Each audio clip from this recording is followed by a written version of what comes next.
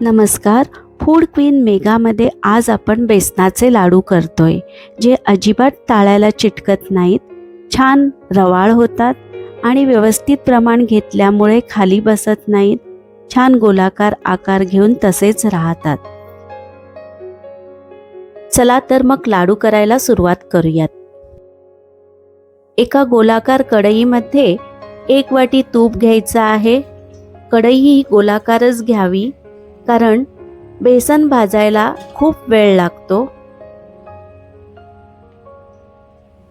गोलाकार कढई घेतल्यामुळे बेसन हे व्यवस्थित भाजलं जातं आणि हातही दुखून येत नाही. या ठिकाणी आपण 3 वाटी बेसन घेतलेले आहे. हे व्यवस्थित मिक्स करून घ्यायचे आहे.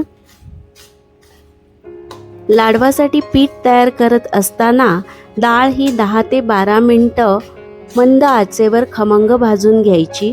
खूप डार्क करायची नाही, नाहीतर लाडवाचा रंग काळपट होतो. डाळ भाजल्यामुळे डाळीतला चिकटपणा कमी होतो आणि लाडू रवाळ होतात. दळून आणताना एकदम बारीक पीठ नाही, तर हलकेसे रवाळ ठेवायचे. या ठिकाणी बेसन भाजून 5 मिनिटे झालेली आहेत. तर यामध्ये अजून अर्धा वाटी तूप ॲड करून घ्यायचं आहे.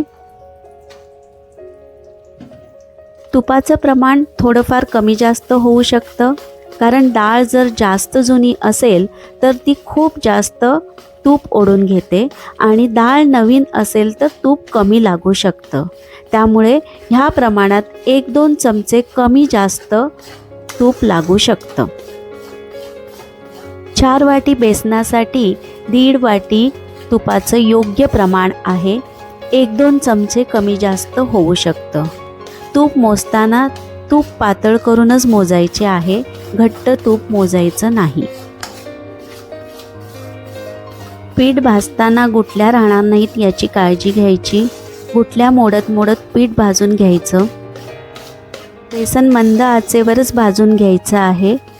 बेसन भाजत आलं की ते तूप रिलीज करायला सुरुवात करतं.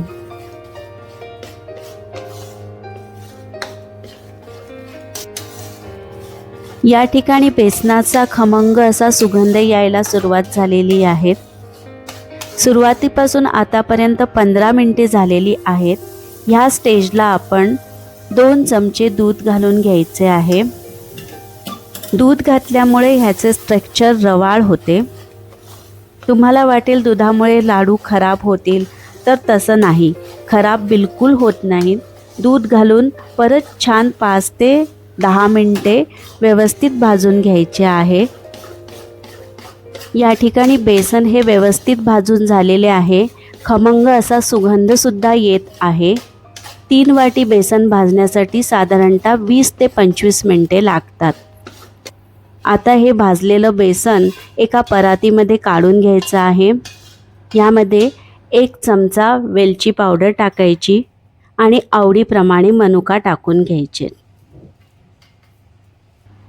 आता कढईमध्ये 1 वाटी बेसन घेऊन कोरडंच भाजून घ्यायचं आहे. साधारणतः 5 मिनिटं हे कोरडं भाजून घ्यायचं आहे. म्हणजे या ठिकाणी आपल्याला लाडू करण्यासाठी आधीचे 3 वाटी आणि हा 1 वाटी असं टोटल 4 वाटी बेसन आपण वापरलेलं आहे. आता हे बेसन आधीच्या 3 वाटी भाजलेल्या बेसनामध्ये मिक्स करून घ्यायचं आहे. या ठिकाणी बेसन हे व्यवस्थित मिक्स झालेले आहे. याला आता आपण पूर्णतः थंड होऊ द्यायचे आहे.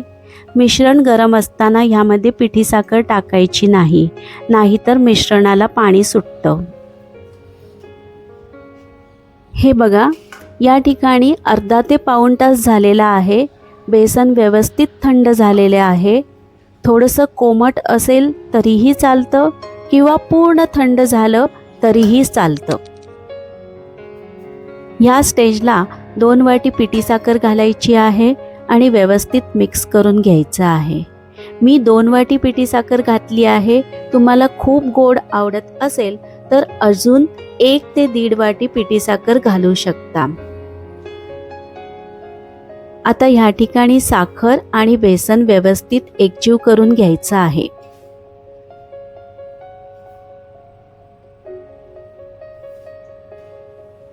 आता हाताला थोडंसं तूप लावून छान गोलाकार लाडू वळून घ्यायचे आहेत.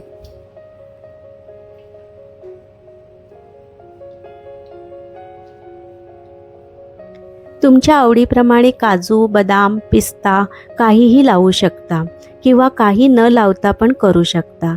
असे सर्व लाडू बांधून घ्यायचे आहेत.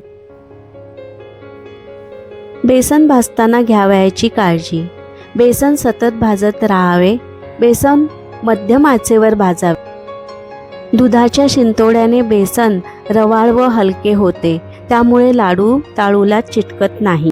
लाडू वळताना तुपाचं प्रमाण जास्त झालं तर थोडंसं बेसन कोरडं भाजून त्यामध्ये ॲड करावं, मग लाडू वळावेत.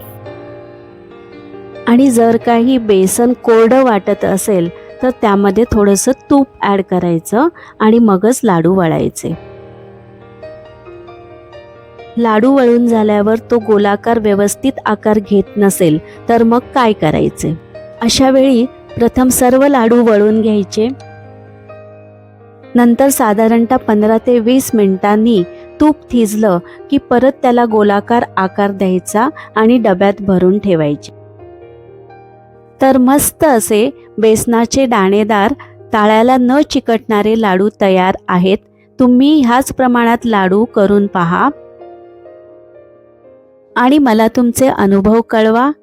तर मग अशाच एका नवीन रेसिपीसह लवकरच भेटू. तोपर्यंत खात रहा, मजेत रहा. धन्यवाद.